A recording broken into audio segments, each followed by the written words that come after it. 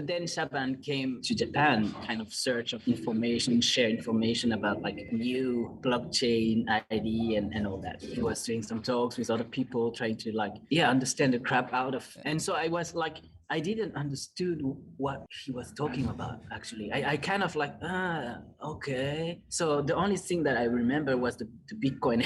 It's confusing in the earlier days. There was no roadmap. And I mean, Spells Genesis is literally known as the first mobile blockchain game and really the first like intentional blockchain collection. And this is about 3-4 years before NFT was even a word or was ever even created. Exactly.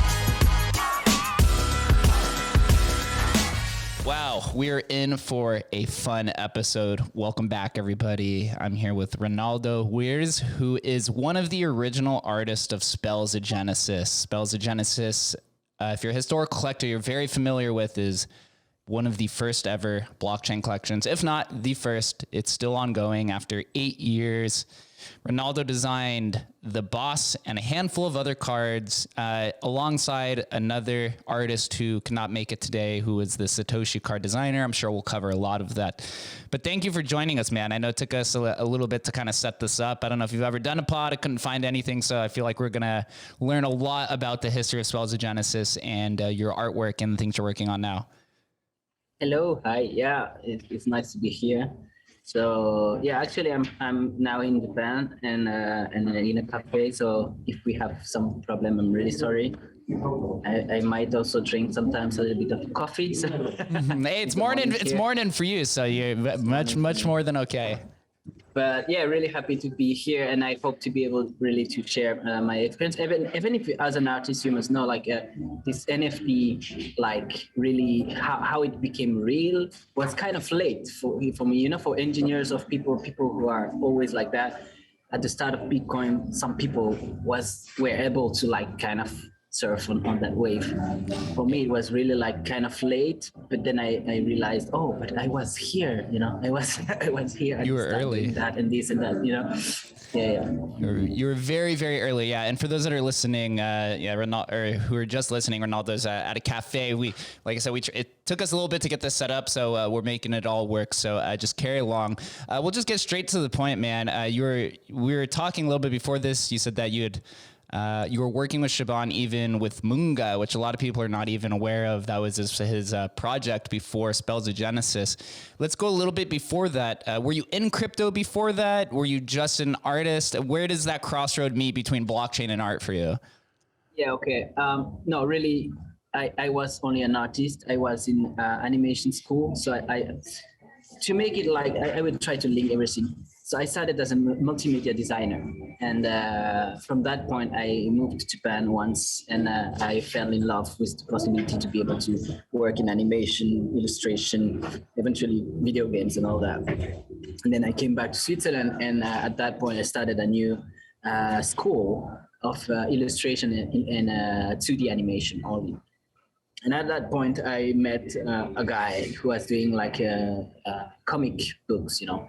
And we get friends, and we try to like get better together. And he was living in Geneva, in Switzerland. And so sometimes I was going there, and he showed me some illustration he was doing for a game called Munga. And so he introduced me to it was type of atelier, still like a lot of people meeting together. And he has his place there. And there you had Shaban there, as well as other artists. And so we met there. And I get to an exhibition for Munga, and so I was still like a beginner in that field, you know. And from that point, like I don't remember exactly when or how, but like we had some talks about another game he wanted to do that nobody heard about. It's not a card game; it was like more mobile shoot 'em up game with superheroes and stuff. What was it called? What's it called? Spill the beans. What was it called? The name, what was the name? World of Heroes or something like that. I'm not sure. World of Heroes or like something like that. But the thing is, like, we did a prototype, and so I was in to do the prototype, and I did all the design, the character, the animation and stuff for the prototype. And so at that point, I get to meet the other people in the team, you know. And so we keep contact from that point. And so this project didn't make it because like the funders were not like, I'm not sure, blah, blah, blah. And so I needed to continue my life, right? And so my big dream was to live and work in Japan, especially in animation first. And I moved to Japan, started to work in a company as a 3D animator for some big games, actually, like Dragon Quest 11, Star Fox Wii U, some big games, you know. It was kind of the experience. So I kind of forget about all that, like the past in Switzerland. But then Shaban sometimes came to Japan, probably like in those kind of search of information, share information about like all that new blockchain ID and all that. And so sometimes we met there. I also got to see some of his talks, or like, you know, he was doing some talks with other people trying to like, understand the crap out of.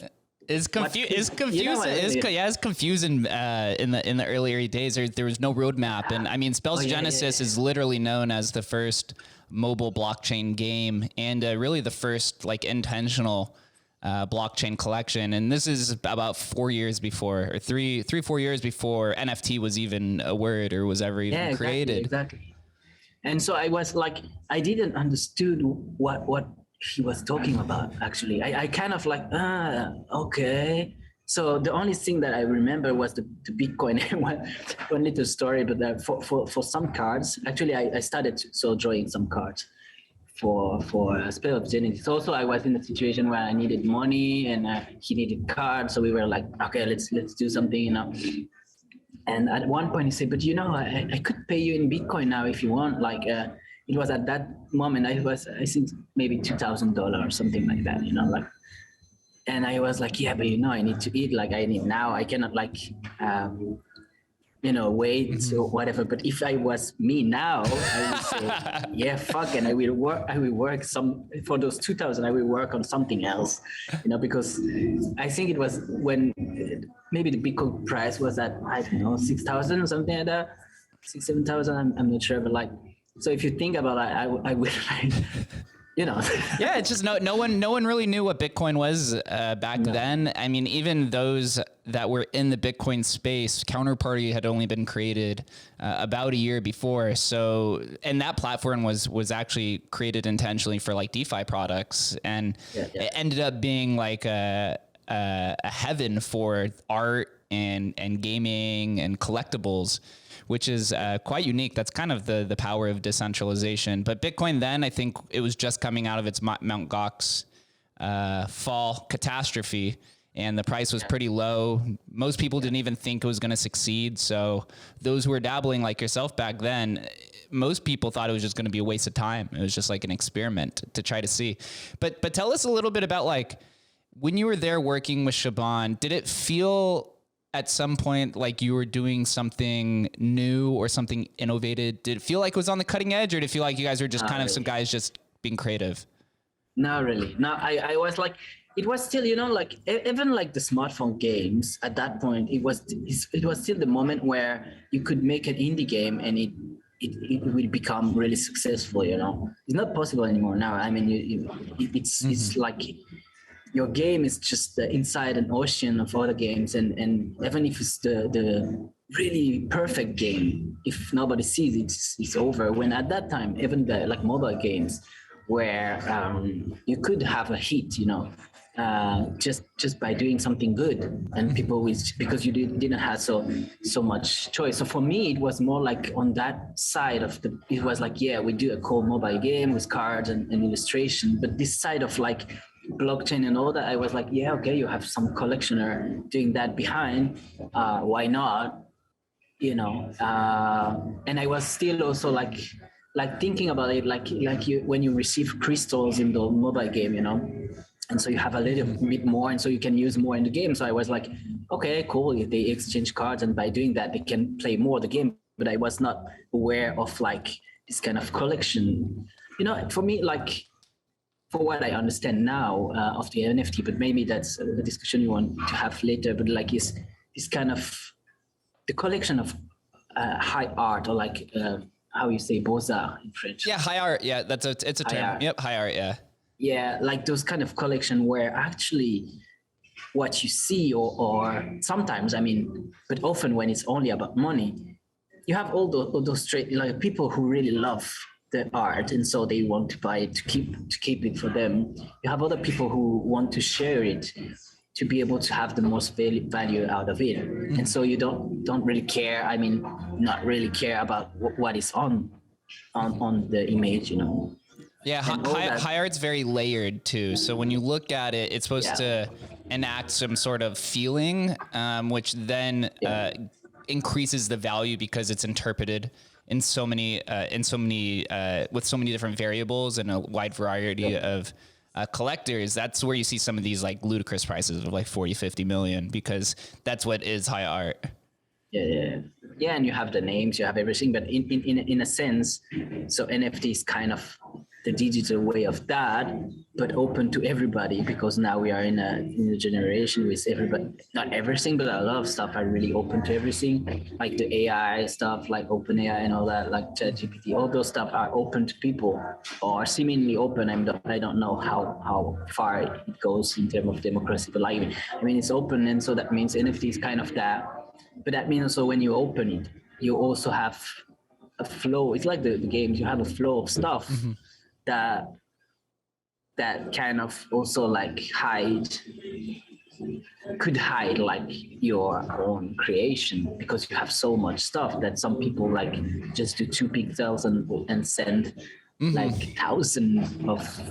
Yeah, and this was really like the cross, right? This was the intersection of, you can have it's considered high art, some of them, right? Because you have, I don't know if you know, but like the Satoshi card and the FD card sell for 6 figures pretty regularly. So you can say it's starting to get into that realm, and it's actually debated a lot. And so maybe you can address this and maybe put some of the debates to rest. There's this idea. Are you familiar with rare pepes by chance? Yeah, like the collection. It came about it came about a year or so after Spells of Genesis. So there's this debate of rare pepes being like this birth of crypto art, and then some people dismiss Spells of Genesis because they say it was intentionally created as a gaming NFT and not an art. So they say that the births relate rare pepes. Of course, there was like cultural relevance as well. But take us through when you're creating some of the artwork, and you were also working alongside I forget the other artist's name who did the Satoshi card. What was the the focus on the art? Was it focusing? Were you building the art around the gameplay itself? Did Shaban give you guys more freedom to create whatever came to mind? Take us a little bit through that process of what you could remember back then of how it was all organized with the intentions of the art. But, you know, for me, like to answer the first question is like, for me, Spell of Genesis or those kind of card game like Magic or whatever, fucking art. It's the art of this generation, because like Pepe or those kind of stuff, it's like maybe in terms of trading and stuff, it's more high valued or whatever, but like in terms of the artist side, the time, the soul put inside each image is crazy. Because like, if you take out the card and just put that on a frame, man, you have like, sometimes you look at the Magic card or whatever, and you look at that and you put it in big frame. It's just how it's presented that change an art piece. You know, it's not really. Some people just draw a line and put it in pretty frame with really good lighting and in a big room or whatever, and you enter, it's like, wow. But if you put it in a little card and just run like, go for it. It gets dismissed because it gets treated as a game or a collectible, rather than if it's blown out and the dimensions are much larger. When it's on a wall, it's art. Although it's pretty much the same intention, is what you're getting at. So So in terms of it's how you present it and how you show it. And so for us, like the process generally is the same process that you have between concept art and full art, if you want, like just for yourself. Is that like, okay, you have some lines, like let's say I did some dragon kids dragon from crystal, different crystal and all that. So the point is like, I would like to have it's small dragons, and you have those 5 crystals. That's it, you know. Mm-hmm. And so when you have that, then from your point, what the illustrator need to do is, okay, how can I imagine 5 dragons that are linked but have different crystals? Okay, what those crystal means, you go search stuff, and then you say, okay, maybe the red crystal can be linked with fire, when the green crystal is linked with nature, blah blah blah blah. Yeah, those ones. And so at one point you need to think about like what you want to give, like the color needs to be from afar. When you look at it from afar, you understand directly what it is, blah blah blah. And so in that term, it's like fully personal, right? Mm-hmm. But in the same time, you need to match the general world of the game, and that's being a pro is that. So you have this mix between being a professional that makes an art, like a piece for a product, and the artist who wants to put some plus alpha stuff inside that comes fully from yourself. And so for me, that's why I believe it's like more artistic in a term.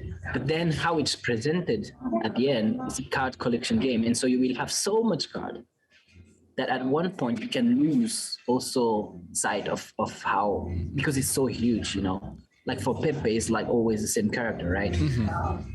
So at one point is how one artist would take this character and that's all.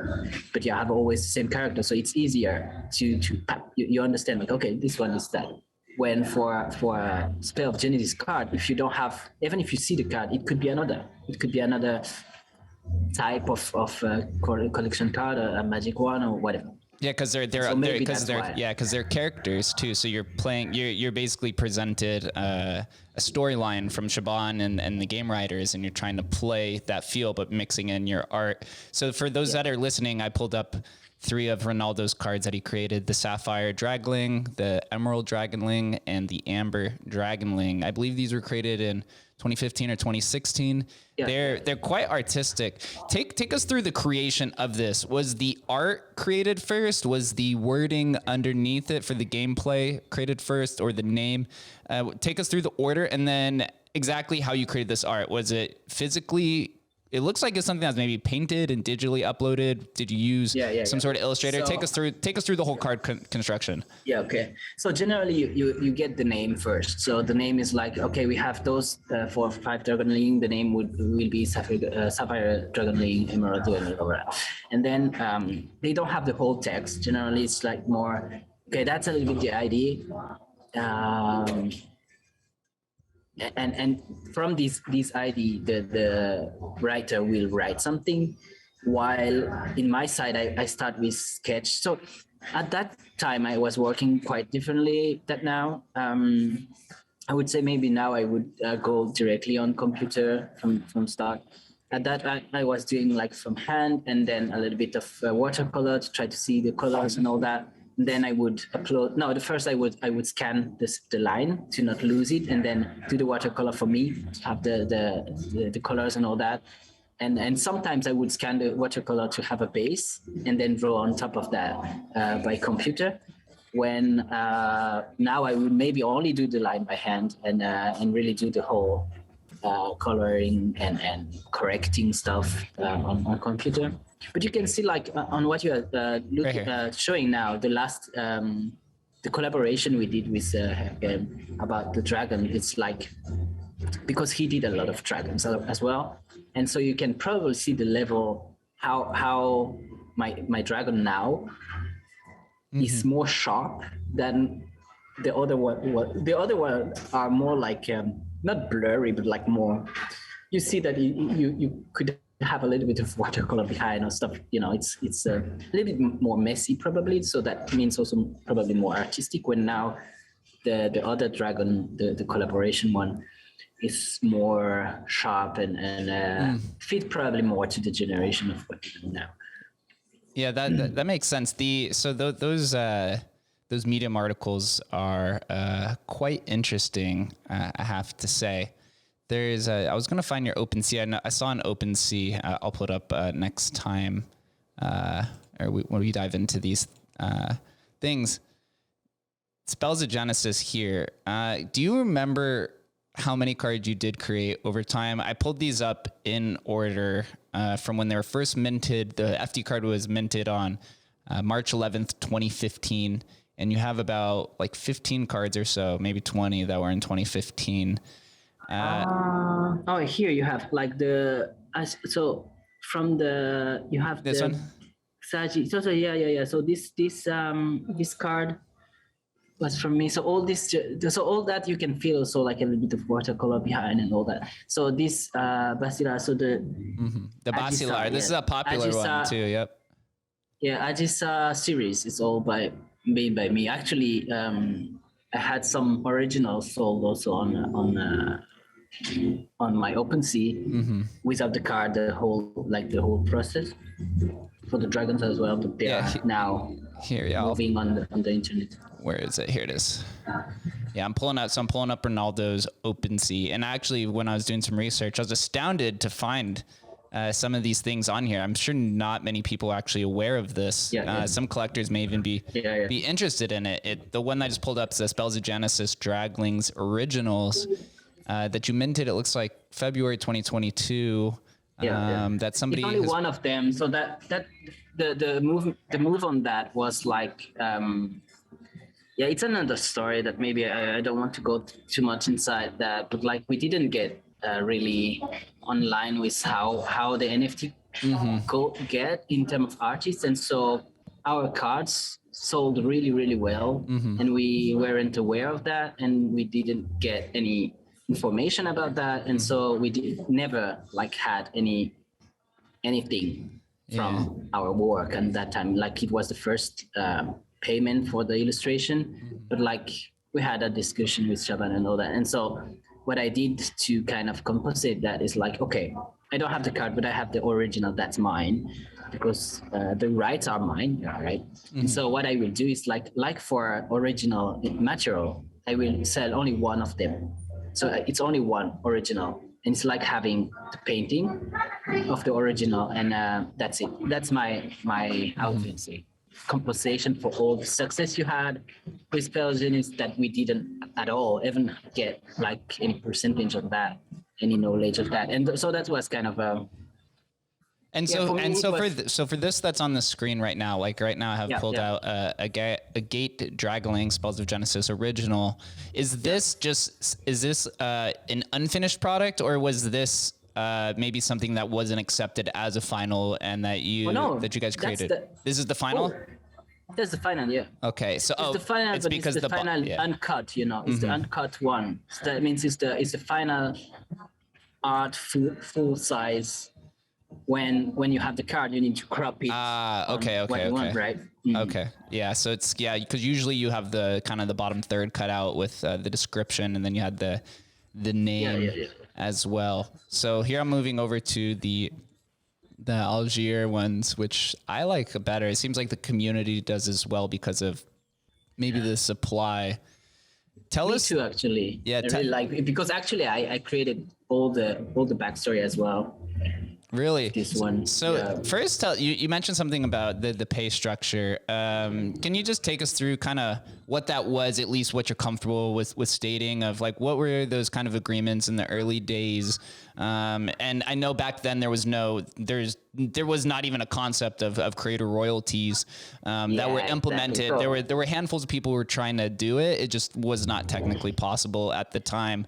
Was this just like a contract agreement to get it out? I'm not even sure that I have a contract for those. I mean, at that time it was okay. I have this amount of money. On my side, I was like, okay, I can do that.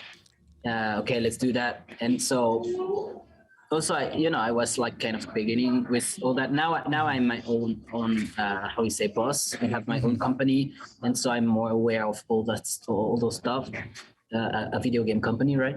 And so the thing is like also, I work with a friend and family, and for me it's really important to have that everybody get the share of their work. If they work more, or if like the price is low, I'm sorry, I cannot give you more than that, but you will have 5% or 3% of that when you get out and all that. That's kind of normal nowadays. And at that time, it was not that at all. It was like, okay, I have, I don't know, $2,000 for those cards. And now that I think about that, it's like, it was not fair, but it was not on purpose. Like it was, okay, we are in this kind of, I mean, on Spell of Genesis was starting as well. So, it's kind of normal at that point.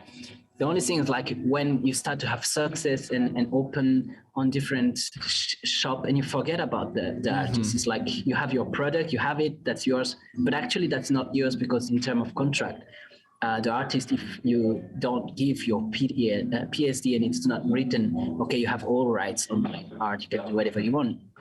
At that point, that means the intellectual property and the property is to the artist. In a way, he will not be able, let's say, to do another card collection maybe, but if you want to do a print, you can. If you don't, so in that case, if you want to do an NFT, normally you can. It's not like you don't have something if it's not the card, if it's the origin. And so for me, that was kind of the problem, is like how to update the artist and say, listen, guys, now the NFT are selling, and each time someone sells it, it's 5%. So that's those 5% are yours, and we keep doing like trying to update the contracts.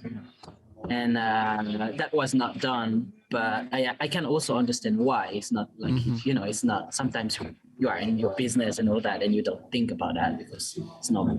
So what do you think then when you see these cards, or at least some of your artwork that's selling for $5,000, $10,000? Do you feel like angst or anything? Oh yeah, at first I was so angry. Oh yeah, because like it's like, oh fuck, if I had only one of that. Because now I have kids, family, my wife cannot work, she's an artist as well.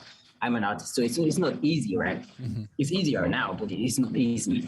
And so when you think about that and you're like, oh shit, like with that work, I could have some money at that moment when it was hard or whatever. Mm-hmm. But it's not the fault of like, it's a fault of the process of time, of how people are busy a lot, all that. But then the goal is like, okay, so that's the point. So let's talk about it. Let's talk about that. And this talk was not like, we were not able to do it really well.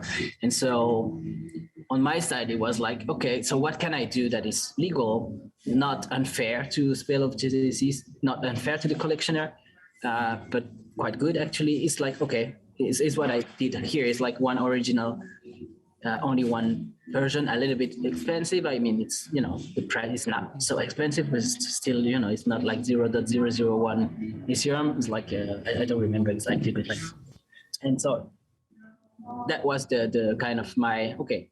So I didn't have all that, but like that series is what I did. Mm-hmm, yeah. And, I showed also the process, the sketches and stuff like that. And yeah, this series was really, really cool to do because like what I imagined, it was like, okay, you have this portal opening by this boss, Boss, like he's creating this portal to make all his creature enter the realm of Spell of Genesis. And so even like the background, like you are showing now, mm-hmm. of the game was, I don't know if it was used, this one, but like even the background of play would change and be broken and all that. Now you have a lot of that in World of Warcraft and all that, but at that moment it was kind of like, whoa, that's yeah, it is quite detailed when you look at it and you kind of zoom into it. What is your creative process? Is this done with stencil? Is it done through like a digital illustrator? Take us through your process and when you were creating these, how did your process change over time? Yeah, so it was the same. Like I really started with pencil and then pen, black pen, until I have the monsters I wanted. And then all the backgrounds and detail were done then afterward digitally on Photoshop. Mm-hmm.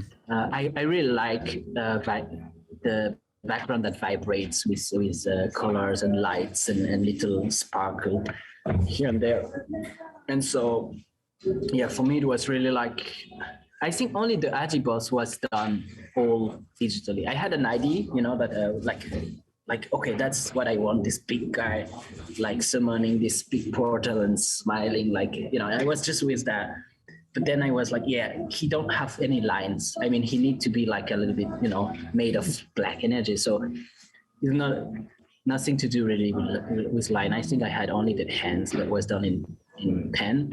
And then I scanned that and started all by the contrast color and like only. I think the hair came his way to work is really more like a concept artist. So I come from animation and all that, so it's all about lines. When concept artist is all about shape and volume and light. And so it's quite fun also to see how our way to work is quite different.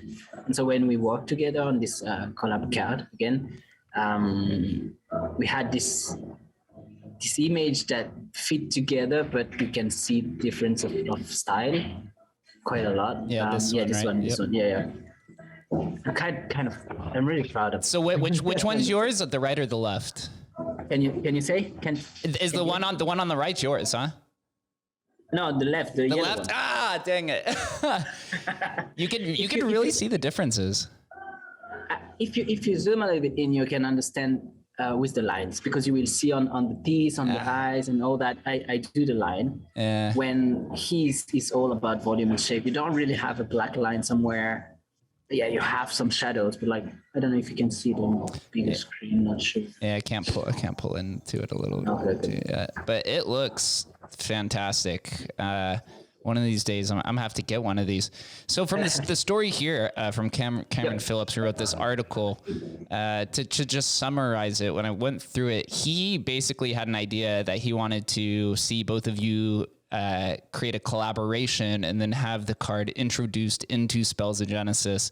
And so both of you agreed to it. You liked the idea, and then you created this card, and then unfortunately wasn't accepted. I don't remember what the reason is. I'll let you explain. But then it was actually introduced to FOSOGs, which is kind of the succeeding series by the community afterwards, for those who kind of appreciate and love Spells of Genesis and the artwork.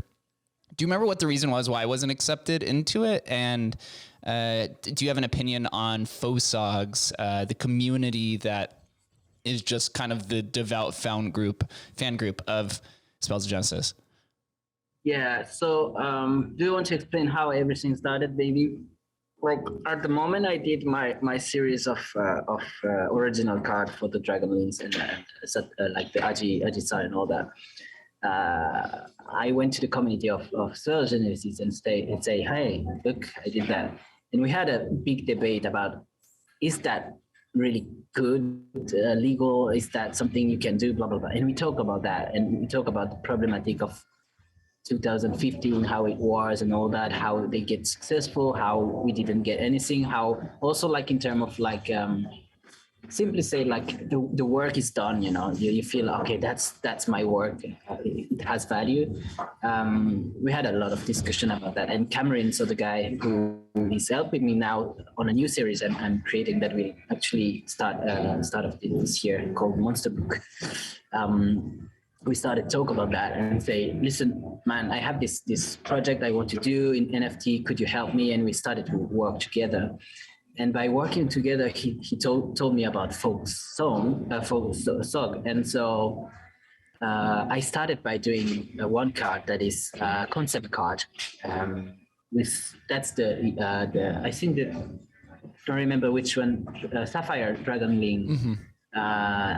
I had a hand draw different type that I did in 2015 or 16, and so I took this one and did concept stuff, and so I saw this one, and then Cameron say, at that point he said, yeah, look, you have this guy, I don't know if you know him, I don't know if you know the card, and I was like, oh yeah, that's cool. And we started to talk about actually those problematics first, instead of working like talking about illustration, and say, oh, how it was for you, you have the biggest cards sold. How was the percentage? Did you had anything from it? Do you like? And he was in the same situation than me, so he had nothing from that, and I mean, he didn't sell more of his own art because of that. So like the card itself is totally cut from the artist. And so he was kind of angry as well. But then we decided, yeah, it's no point to just like attack Shaban or like, we started to start, we wanted to have a conversation with Shaban, but it didn't went really well. I think Shaban had a different idea of how it must be, And I understand, but like in the same time, because he must have so much artists, it must be overwhelming to if I start with that, then I need to do for everyone, whatever. But I think on my case, I think some possibility of something is possible to do, right? And so then we started, we wanted to do a last kind of trial. We wanted to do this collab card anyways. Just we said like, okay, first let's put it on folk soul. But when the result came out, it was like, fuck, that's really nice, We could do a whole series together. Let's try to talk about that. But we already had kind of the hidden talk at that before that, and so it was like, that's the last kind of thing we can try. But if not, let's do our own series, right? Because we don't want to have argue, and it's like the worst argue you can have is about money. So that's why on my side I sign contract each time I work with someone, and I try to promise or 3 minutes or a percentage of the project or something like that. Because if something happens, the worst that can happen on a project is that it succeed. I will explain why. Because if you succeed, you make a lot of money, maybe, potentially. And if you make a lot of money and some people didn't like sign well stuff, then it's horrible. Like it starts to be, and that's probably what happened to Shaban. Like it gets successful in a way that he maybe didn't like imagine, and was not prepared to have all the back, like, okay, those artists really work. Like it was at that point, one card was, I don't know, 300, but now, you pay 300 to actually get off that. I don't know how many, maybe like. Yeah, there was a Satoshi card sold for like 300,000, I think, is like the highest sale. Yeah. Yeah, but actually probably Haircam get paid $300 for that, Yep. And so in our mind, as an artist who did that, who wants even like 1% of that is more than the card, And so this kind of mindset was like really what was important for us. And so I started my own project, like a monster book that is almost over. And I think he's doing also like a series of cards as well. And so we decided, like, okay, this first card, collab card, is kind of like the wedding of our two worlds, to continue together, support each other on our own projects. For Monster Book, for example, he will do backgrounds for the main biggest card that are elemental, and so he will do those cards, and so he's part of the project in a way. And probably in his next series, I will do some stuff for him, and we share some percentage of the whole project together, and try then, maybe if it worked, then we could work with other artists and try. We don't want to like surpass or like change everything. It's just doing our own stuff, It's not like a revenge or whatever. It's really just here. No, it's really. Yeah, here it says, I'm going to read the introduction for those that are just listening so that they could get this. I pulled up the Monster Book, and I'll let you get a sip of coffee too, because I know you're out there in the cafe. Here it says I pulled up the Monster Book. It says, Monster Book was created by Rinaldo Wirz, who has done work for Nintendo, Lego, Square, Inax, Swarovski, and Shusha. Probably messed that up. Yeah. In the NFT community, Rinaldo is known for being one of the original 2015 artists of Spells of Genesis, the first ever blockchain-based mobile game. For almost a decade, Rinaldo has diligently worked on Monster Book, creating his first monster for the world in 2013. So that's about 2 years before Spells of Genesis. What began as a daily habit of watercoloring a new monster has turned into 10 Moleskine notebooks full of hundreds of characters and creations. He is now digitizing these artworks and preparing them for the NFT release. While living in Japan, Ronaldo drew inspiration from places like Tokyo, Kyoto, and Osaka. As a result, many elements of Japan's culture, environment, and rich history has shaped Monster Book's world and lore. And then it shows a picture of you in Japan. So take us through the story of what Monster Book is and the plans for the future. This is definitely a little bit more vibrant than the Spells of Genesis, but you can definitely see your artistic expressions through this piece of art that's on the screen. Yeah, so Monster Book, like as it said, I started to create my own monsters, and I love monsters. I love monsters. It can be cute or disgusting. I really love monsters in general. And so I started to just draw my own monsters and little by little do some stuff. And I had an idea behind that, like for a video game that never came out, with an island in middle of, like it's a planet full of water, like a little bit water world, but with one island, like Madagascar, with a lot of monster on here, like just living peacefully, no technology at all. Everything is kind of magical and everything. And you have like the main element that are like the element of creation that are on this island. And so the idea is that in the opposite side of this planet, you have actually two continents that are always at war, fully technological, and it's not a criticism, but it's like this opposition between technology, war, fight all the time, like making, like trying to do more and more and more and more all the time, versus just live peacefully with nature, right? And so the storyline is that one of the element, the sixth element, you have six actually, because you have light and darkness as well. So the darkness, like one of the elements decide to change the balance, and so he will possess one of the army, full technological, and say, like guide him to this island where all the elements of creation are. And so the goal is, like, with this basic idea, the collectioner will mint, he can mint like bundles or like one card at a time. We'll have a random card getting out, and this random card is a monster, but it can be a monster, it can be one of the mechanical army monster. It's always a monster or character, and you have also unique characters. And so the more rare you go, the more of the lore you understand, and how, like, the story is given also, like the link between characters. For example, you have this character helping this character, or like creating some weapon for this other character. And so by having more cards, you start to understand the connection between the character and the story behind, not each character, but a lot of characters, and you have minions also created by the elementals and all that. And so the goal for that is, like, to create this story by the cards that you get. And now is the first series. It's 101 card. So you have the Grail card that is only one. That is it's quite important for the story.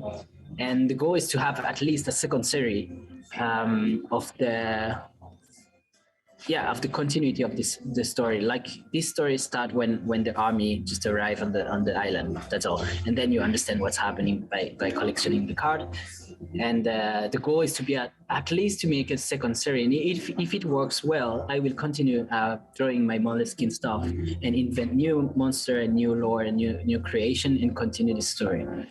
And also another stuff that is important for me is that, NFT in that sense can be only collection, but you could use it like to found actually a material project. And that what I would like to do is to be able to keep those monsters, maybe not exactly in the same shape of cards, but do a real card game, with those, like a real board card game that you can play with everything. And so the goal also is to have 1, 2, or maybe 3 series to found this other project to work on, to make a real board game, a card game, with these and the full story and all that, in a game that you can play with friends at home. That's one side of it. Also, like the Moleskine are here, they are real, I have them. And so at one point, maybe also selling the whole Moleskine, like the whole collection, original Moleskine to only one person, but like maybe like one Moleskine person. Like I have some ideas that to continue the whole process.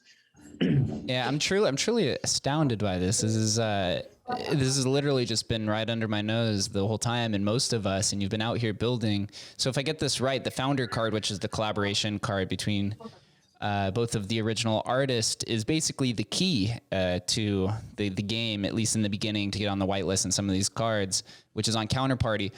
Is this first series, is this also on Counterparty? Is it built on a different blockchain? And kind of what was reasoning? And then how many of the physical cards exist as well of Monster Book?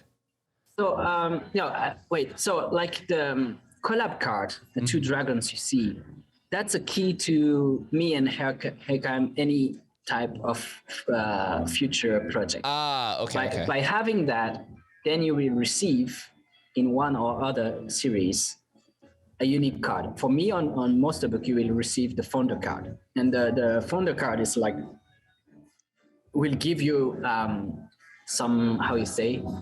Some perks? Some additional benefits, some benefits. But benefits, some benefits on the whole Monster Book project.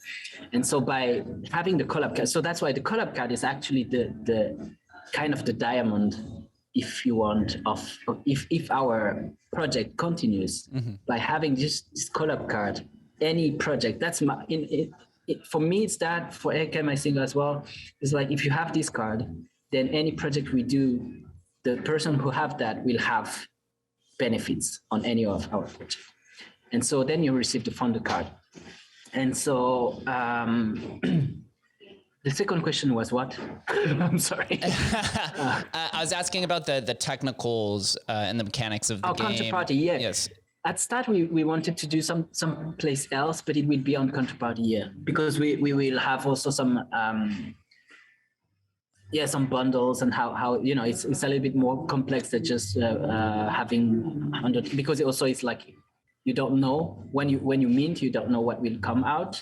It's not a gacha, but it's kind of gacha way to do it, and so here you have the rarity and distribution structure, but everything is on this white paper, white sheet. Like you have normally all the information you need.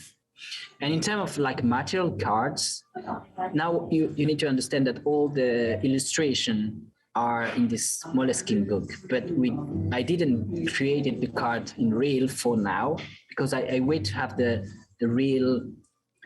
I want to have the whole system. I'm game designer now, creating my own games with Shueisha. Shueisha is actually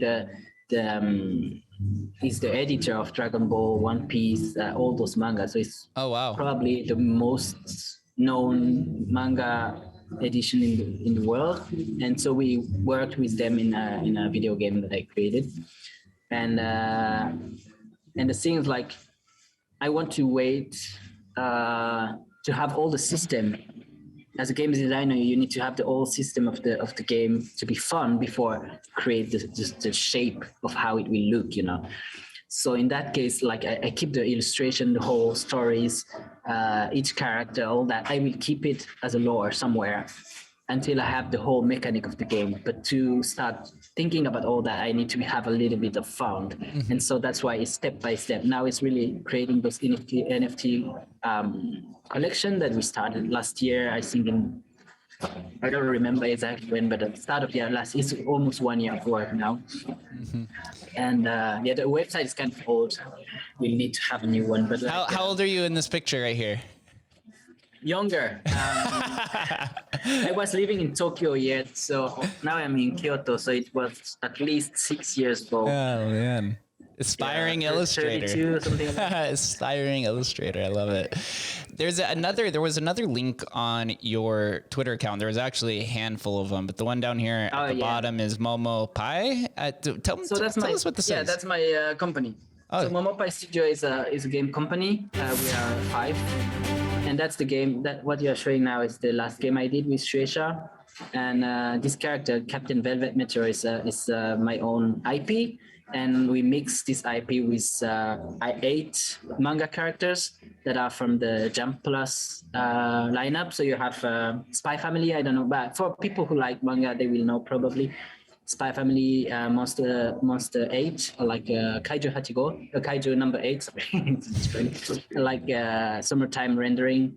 So you have kind of like it's not the best, like it's not Dragon Ball, One Piece, but it's just after that, the kind of known manga. And so that's also my story. It's like a little child moving to Japan and fighting in his imagination the problem he have, or like the problem he faced. The fear he faced in a like big monster type imagination, and it's a strategic game. And so yeah, I have my own company, and we try little by little to create only our own game. So it's kind of difficult because it's not like we don't do other games that ours, and so that means sometimes you have a hole of nothingness, and in those stuff I work on some like most book or like other project. And so I work on a lot of projects at the same time to be able to always have a project, you know. Yeah, so you're saying Monster Book is your passion project, and then this is your gaming studio, which is basically what pays the bills, but you also have some fun doing this as well. Yeah. Wow, it's quite a story. So this game, or this gaming studio, I'm assuming since you're living in Japan, you said you've been inspired by manga and the gaming, and you've worked for Nintendo. What kind of influence and impact did that have on your career and to build this? Now you can kind of see this whole influence, this whole multicultural perspectives that are kind of it's kind of like a melting pot. Like it's almost hard to explain at a time, because when you look at it, you're like, oh yes, this looks Japanese influence, but you've lived in many countries, and now you've dabbled across centralized gaming, blockchain gaming, you know, illustration, digital and physical. The progression is real. Sorry, go on. Do you feel like this is your this is your style? Like if somebody looks at this, they'll say like, "Hey, that's Rinaldo," or is there like a lot of like influences on you that you try to express in your artwork because you were inspired by something that kind of led you to where you are today? So what is complicated is that at first, I'm living in Switzerland. I was living in Switzerland. I'm born in Switzerland. And Switzerland is a country where you have 3 languages separated already. It's like a united state of Europe, but really, really small, with 26 different states. It's not states, it's area. And in that you have 3 different languages. So you have already 3 different cultures. My father is from Brazil. My mother is half from Switzerland, Panama. So in my blood, I have already three other cultures. So from my birth, I'm already multicultural, always searching for where I need to be, and what is my country, and and everything is my country kind of. Then I moved in Japan, like at 9,600 kilometers from my birthplace, and discover a new culture. And definitely artistically speaking, I was really influenced by all that. But in the same time, I didn't quite took the road of like copying mangas and all that. It doesn't fit. So at the end, my own style got influenced by all the stuff I loved from my childhood. You know, it started at like every little. You can have a little bit of Dragon Ball there in here by like energy balls and stuff like that, but you have also like the style of like Matsumoto Taiyo that I really love, that is doing like I don't know if you know Tekken Concrete or stuff like that. Anyways, like you have influence here and there, but I also loved Spawn and some comics stuff and some bande dessinée, like it's the comic book of Europe, like a full cover, all in color, only with 42 pages. So the influence comes from everywhere. Also, I'm doing a lot of other stuff. Like I'm doing music since I have 5. I'm doing dancing now. So all what is art, I'm doing drums, so all what is art and all that influenced me in a way. So it's difficult to say, yeah, you are influenced by that. So at the end, I think to answer your question is like, I try to show or like to express what the concept of the game or the story or whatever needs to express by keeping my own style and my own way to express it. And if I have a wall somewhere because I cannot do it, or I try to learn it in a way and do it, or at that point I will need to ask someone else to help me. And that's where the team aspect comes in. Yeah, the assistance. Exactly. A man of culture, I must say. Jesus, I love it. I can now kind of identify some of your artwork. It's really good to get you on camera. The whole history of Spells of Genesis, it's kind of wrapped in mystique. Shaban doesn't talk too much, and then the artist, it's kind of spread around, right? And then it kind of exists on Bitcoin, which is already wrapped in pseudonymity. So it's really, really awesome to hear about this. But as you've mentioned, we got to figure out how to get you some royalties. Fortunately, I work at Emblem, so we'll have to that'll be a much larger conversation as we do curated collections and stuff like that. Nice. Actually, for the gaming stuff, I did a series of Persephone, the first game we did, of some art. Again, it's unique art. Persephone was because like the story how we created games also since like the Spell of Genesis, then working for Nintendo and all that. I had a hole in one place where we wanted to create a game before to create the company. And so we did it all on our free time, like on Friday night, every night actually, in the train and all that. It took us 2 years, and it's called a game called Persephone. And so for this one also, I did a NFT series to try out, But something that is really, I'm sorry, I'm talking a lot, but like something that is for me is really difficult to do is like, as an artist, I'm okay to do NFT for my own art, but I'm not okay to gamify NFT in my games, for example. For me, it's not. You have a lot of big company trying to put NFT in games, and like for me also, like I'm not so much like a free-to-play type of game. I like the old type of game where when you finish, I'm a completionist, so when you finish the game, or you can finish it more, like having 100%, but that's it, like you finish it and you're like, oh, that was cool, like a good book, That's my philosophy in game. That's why I had a lot of difficulty with those NFT, because I hate NFT in games. As an artist doing like collections and showing my art, it's really the good, like it's freedom. It's freedom, because when you do digital art, you had this problem of like, do an exhibition with digital art. Yeah, but how many prints do you have? How the security I have that you didn't print that? So lower the price. Like I will not put more than that for that. But actually, it's similar. The time you took, the passion you took, the experience you had. Also, that's important. 20 years before that of drawing is the value of this piece. And NFT gave that. And so for me, like, it's a little bit schizophrenia, but I need to play this game. But for Persephone, I tried. So Persephone is not in the game, but it's like the art of used in the game that I did as an original. So Rinaldo, let me ask you this then. So would you say, or would you agree to say that the gamification of artwork, it diminishes the culture or maybe the integrity of the art? It kind of it rips some of the soul away. Is that kind of like what you're getting at? It's not exactly like, for example, the card game, like Spirit of Genesis or Magic. I was playing Magic. So for me, for example, playing Spirit of Genesis or stuff like that, it's like you had the whole card game, or like even like, what was the name again? Like a Hearthstone or like those kind of game. I think it's really fun. It's really fun. In Japan, you have like those digital game where you have a platform. I work for one of those actually. And if you win, you win real cards that you can play again and put them on a table that recognize the chip inside, and so you summon creature by putting the real card, like Yu-Gi-Oh type of thing. of stuff. I think this gamification is really nice. It's really cool. I'm more talking about like you have the NFT of an axe that you can use in this game, but also it's a little bit like the Nintendo had the interoperability of an asset is what you're saying.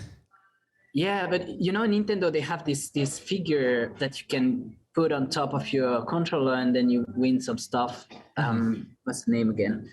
Don't know if you know about that, but they have that, and so that kind of was the start of that. Like you have this figure in real, and so you can use it in a lot of games. You can collection those figure, and if the game recognize that you have that, then you receive stuff because you have that.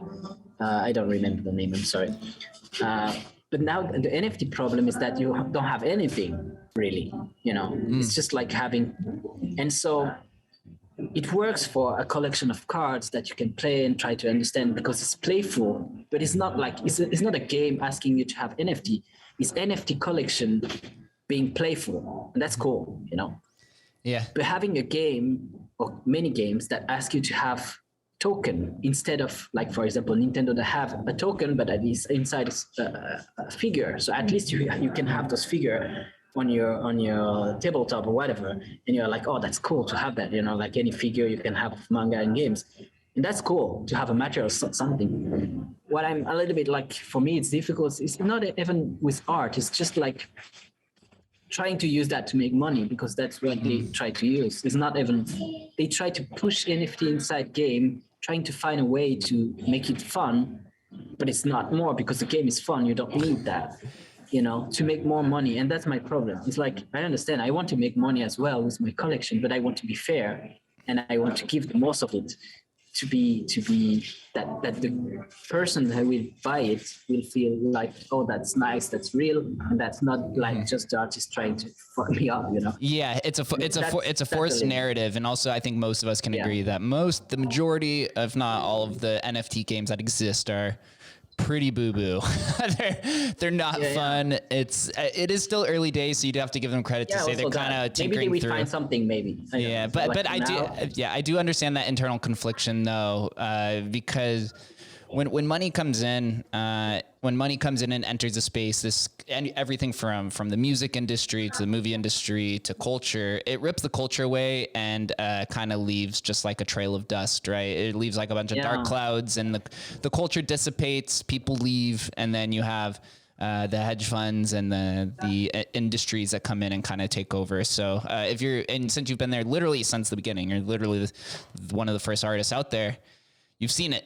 So definitely don't want to take your words with a grain of salt. Rinaldo, sorry. Yeah. Sorry. No, go ahead. I like to talk about that. Here, go on. 2 hours. You can do a Joe Rogan type of like 3 hours. You know what, Rinaldo? We'll run this back another day. We'll have to leave the listeners on the edge a little bit more. But I appreciate you for sharing your time. This is a really incredible story. Next time we'll really get into some game theory and some art theory. I feel like that's kind of where a lot of your crossroads are. Yeah, sure.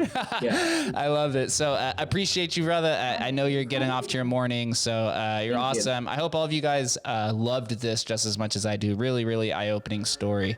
Thank you for listening and watching. We'll catch you next time.